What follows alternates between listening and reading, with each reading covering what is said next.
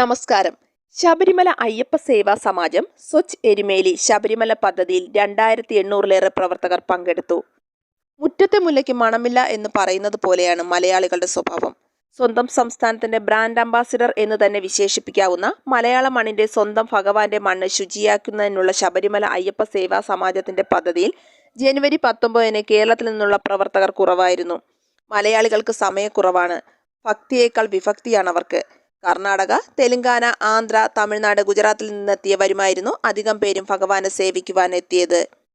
എരുമേലി അയ്യപ്പ ക്ഷേത്രവും പരിസരവും ശുചിയാക്കിയ ശേഷം സന്നിധാനത്തേക്ക് യാത്രയാകുകയായിരുന്നു പ്രവർത്തകർ. അവിടെ ഭഗവത് ദർശനത്തിന് ശേഷം ഭഗവാന്റെ ഉറക്കുപാട്ടും കേട്ട് മാളികപ്പുറത്തെ ഗുരുസിയും കണ്ട ശേഷം മല ഇറങ്ങി വരും. 20-ാം തീയതി രാവിലെ 6 മണിക്ക് നടയടച്ച് പൂജാരിമാർ താക്കോൽ പന്തളം കൊട്ടാരം പ്രതിനിധിയെ ഏൽപ്പിക്കുന്ന ചടങ്ങുകളും കണ്ട് സായൂജ്യമടഞ്ഞ് മടങ്ങിയ പ്രവർത്തകരും ഉണ്ടായിരുന്നു.